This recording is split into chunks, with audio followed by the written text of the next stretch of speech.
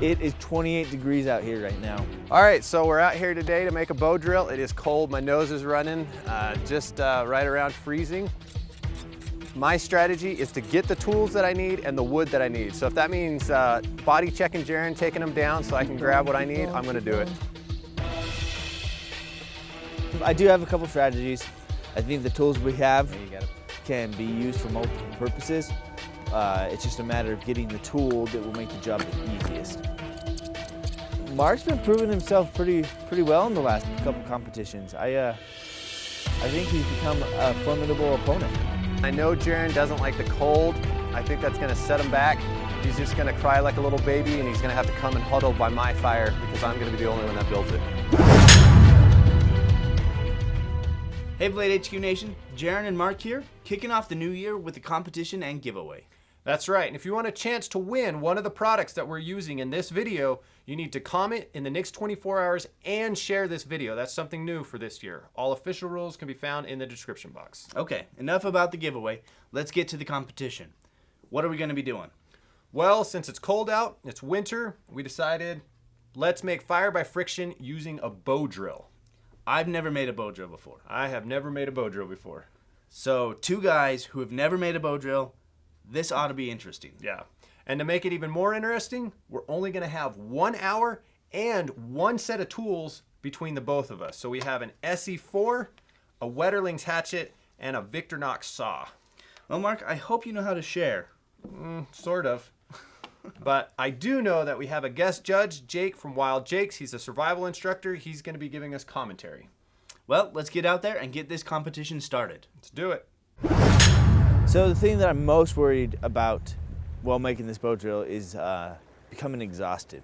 All right, the thing that I'm most worried about is my form. I know technique is really important. I've seen people try it before and all they do is make smoke and not fire. So I hope that doesn't happen. Okay, ready, set, go.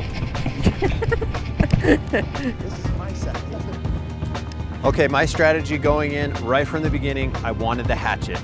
I figured if I had the hatchet, it would give me the upper hand the whole way through. I could deny the hatchet to Jaron, and I figured the hatchet would do everything that the knife basically could do, but better, specifically with making the fireboard, and I wanted to get that going first.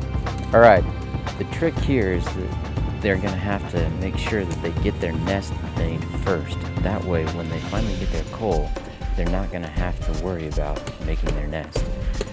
Then they're gonna wanna work on their fireboard. So Jaron is doing the right thing.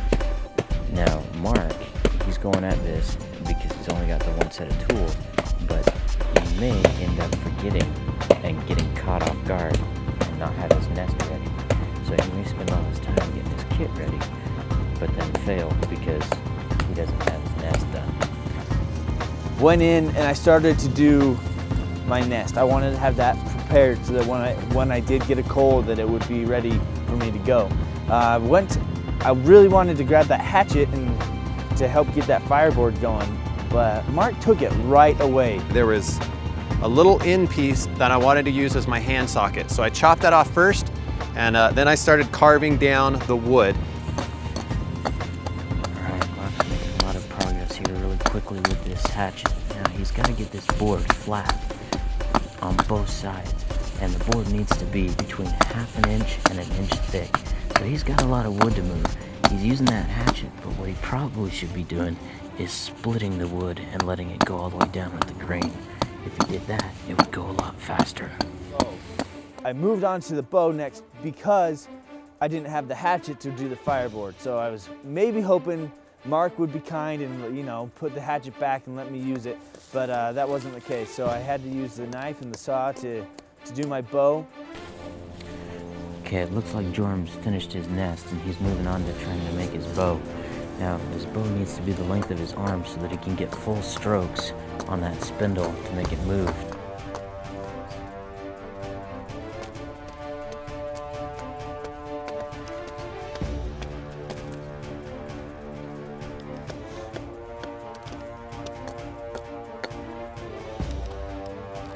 Run it the whole time.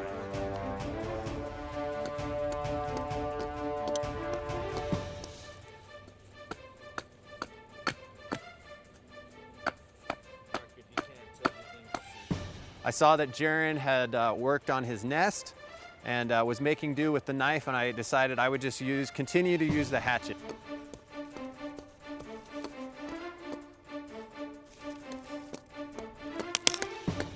I was cleaning up the bow with the knife, trying to get some of those twigs off of it that was growing out. And then I started to notch the bow. I used the knife to kind of cut in there a little bit and feather it out so I could have some nice clean notches that the string would hold on. Looks like Jaron's cutting a notch where he can put that string on his bow and get it set in there. Mark's fireboard's starting to look like it's thin enough. We'll see how much he keeps going with it. After I'd got my board cut, I went to look for that hand socket that I'd cut off earlier, and I could not find it. So I knew I was going to have to make another one later on. So I went to the bow next. The green bow had a number of branches growing off. I was able to just go one by one with the hatchet choking up and take those right off. All right, Mark's decided to use the hatchet for most of his kit today, and it's looking like it's going really well. Look how fast he's clearing that branch for his bow.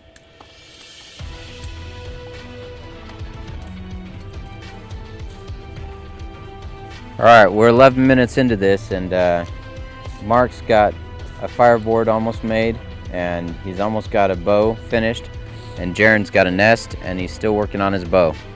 After I'd taken the little branches off the bow, I used the hatchet to make some little feather cuts and make notches on the end where the string or the paracord was gonna be tied to. And then I moved on.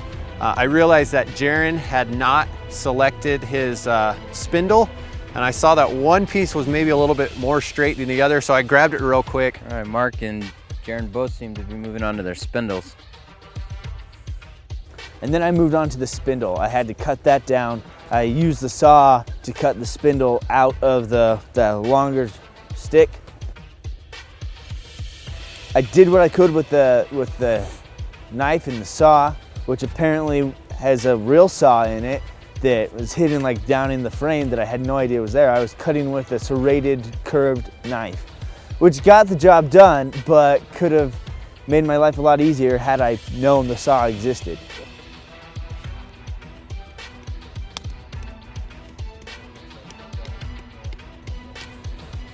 All right, Mark looks like he's measuring his spindle out.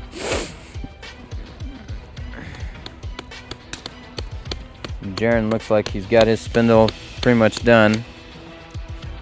Again, I was able to use the hatchet just like a knife and make the points on my spindle.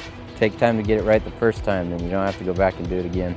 All right, now a lot of people will tell you that your spindle and your fireboard need to be of different types of wood, a softwood and a hardwood. I found that if I use the same type of wood for my fireboard and my spindle, they burn at the same rate. So they're using cottonwood. Now for your bow, you should use a green piece of wood so that it will flex a little bit and give you a little bit of an arc so that your spindle will stay away from the bow itself. Oh, looks like Mark is done with his spindle. Once I saw that Jaron had gotten to the point where he needed to make his fireboard, I decided I would just keep that hatchet a little bit longer and use it for a few more things to force him to baton with the Essie. Because I didn't have the hatchet when I went to make my fireboard, I had to make do with what I had. And luckily, this SE4 is a great batoning knife. Jaron's gonna use his knife and baton with it. Let's see how well it handles it to split this fireboard out.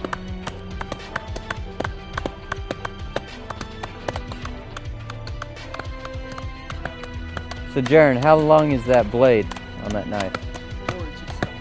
4 inches. It looks like your log's just a little wide for it. It looks like Jaron's powering his way through that fireboard. Look at that. It looked like he did a pretty good job. Look He at split off a that. piece that was pretty thin, and I think that caught him back up, because if he had to whittle away like I did with the hatchet, it would have slowed him down quite a bit more. Next, I cursed Mark for still having the hatchet. Once I had my spindle completed, I tied my string on, made my measurements correct for being able to twist it, and then torque so that there was enough slack that the torque could take.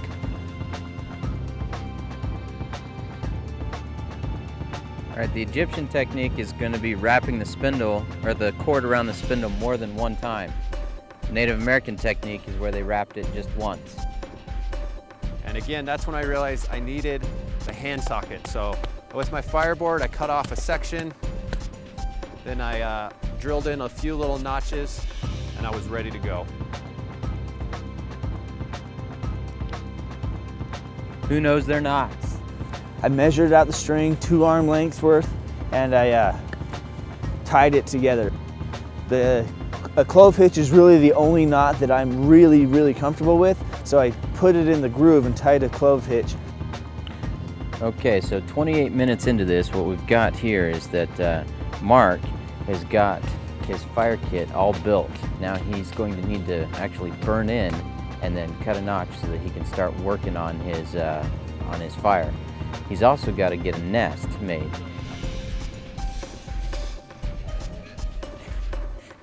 Uh-oh. Jaron has made a faux pas here and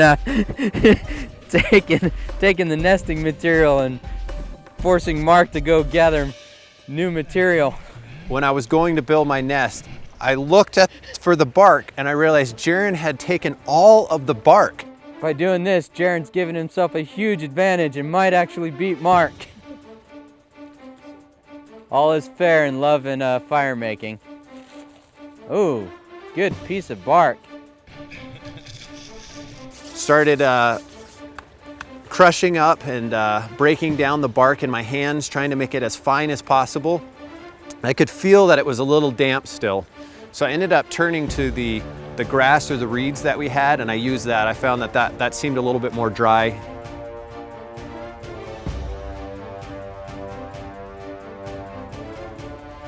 Jaron is almost done making his kit. However, he does have a nest already built. So we'll see if he can get his hand socket made and start his kit, or start his fire by friction kit before Mark does. And that's a good way to make a fire or a hand socket.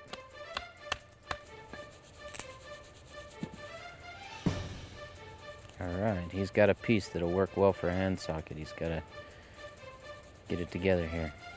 So twisting the spindle onto the bow, just put it on, twisted it a few times, then tightened it up so there was just some friction in there. Then I went to start my fire by friction and put the spindle in, and like you think it's gonna be this awesome moment where you just start going, and like I was building all the way up to this moment, and then I put it in and it just fell apart. I remember from the training and from the video that I'd seen about how to make a bow drill, that form was really important, so I tried to position myself right away. I thought it would just be smooth. I thought it would be this easy string process, but right away there was instant resistance with the string on the spindle. It kept twisting up on itself and knotting, and I couldn't get it. And I couldn't seem to get enough pressure several times with the hand socket. My spindle would pop out, and it was very frustrating.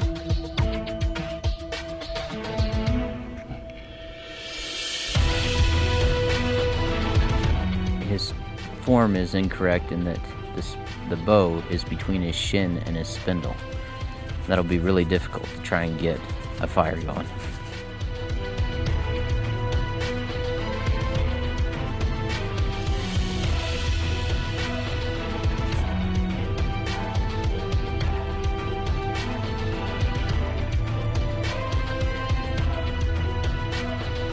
There we go, there's some more smoke. But eventually I overcame the problems I was having. I was able to burn in, I got some smoke, and that was really exciting to see. So I kept There you go. Kept at it. Tried switching up my form a little bit. Jake kept reminding us form is everything. So I kept checking my form on what I know the correct form should be. And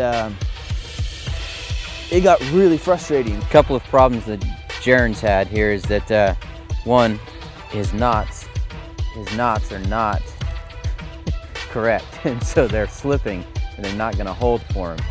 Another problem is his form is incorrect, and with his form being incorrect, he's not going to be able to get a fire going. All right.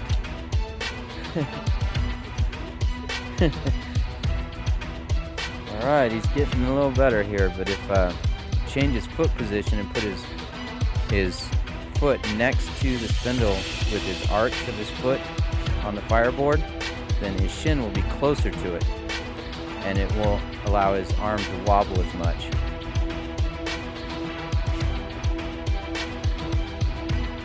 We're at 47 minutes.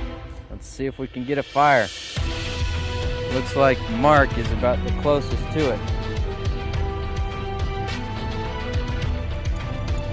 Looks like Mark's going to be able to get this. Mark's got burned in here on his fireboard at 42 minutes and 59 seconds. Now he's got to get his notch cut so he can get an actual ember. So when I was using the saw to cut in my notch, a big portion of my fireboard broke off, and so it was kind of at a 90-degree angle, and I thought that would work for my notch. Mark corrected his position with his spindle and his bow by putting the bow on the outside so it's not going between the spindle and the shin, which is better. Keep going, keep going, keep going. Don't stop, don't stop. Oh, lost all his heat by pulling his spindle out. 9 minutes and 30 seconds left in this competition. Yeah, there were several times where I wanted to throw in the towel, but especially when I looked over and saw Mark smoking, I was really frustrated at that moment. I wanted to just be done and watch him finish, because that was way more interesting than what was happening in front of me.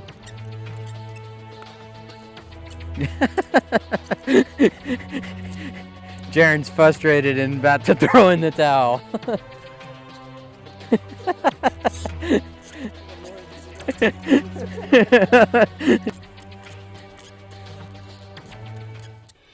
54 minutes.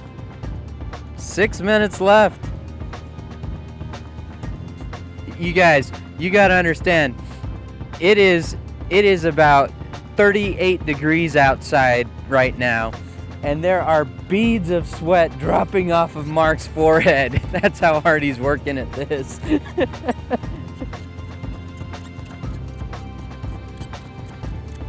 I was getting tired, my knee was shaking, and that darn spindle kept popping out, and I was cursing and I was mad, but I was determined.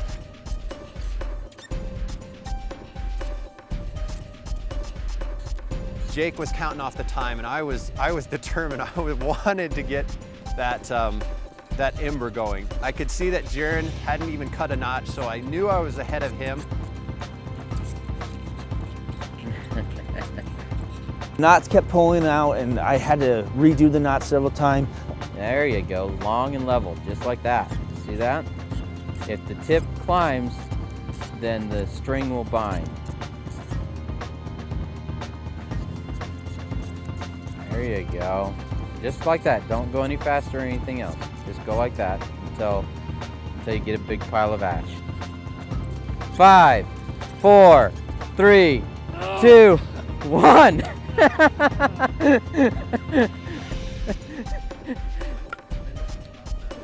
Yeah. Unfortunately, time ran out. I was really mad. Time was called. I was more relieved than anything. Like, I was ready to be done. I was so frustrated. I would love to visit it again, but at that point, I was done. I did love that Wetterling's axe. It was fantastic, great little hatchet. Did all the work that I needed to do. Has a great edge on it. I've been thinking about getting an Essie, and after this competition, I definitely would pick one up. So that Victorinox saw, it's not a primary knife that you use, but it is a fantastic tool to have. If you're camping or just going out on a hike, put that in your bag, have your good fixed blade, but then that saw is fantastic. Okay, we had 60 minutes to finish this competition, and we got really close to getting a fire by friction. I was really impressed. And for the first time coming out and doing this and going from start to finish, they got really close. But we have to pick a winner, so Mark by far is the winner. He got the closest and almost got a fire. Jaron needs a little bit more practice, but with that, in about a week or two, he'll probably have fires too. So he'll never need to carry matches again. Well, if you really want to see how to make a fire by friction using a bow drill, we put up a video with Jake that'll teach you how. Check it out with that link there. There's nothing better than seeing Jaron lose to me. Makes my day every day. Congratulations, Mark. You won another one. Thanks. I don't really feel like I really won because I didn't get the fire. Maybe if I had a little bit more time. Well, it's definitely a good skill to know. Yeah, that's something I want to go out and try again. If you've never tried to make a bow drill, you should definitely get out there and give it a try. Well, if you want a chance to win one of these products we use in the video, make sure you comment and share in the next 24 hours. Well, thanks for watching, everybody. We'll see you next time.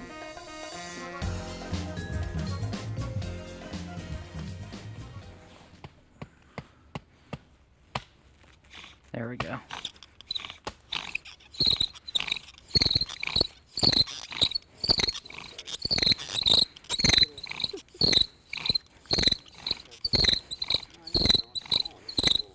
See how I'm holding the bow back here at the end? You can see that ash piling through that notch.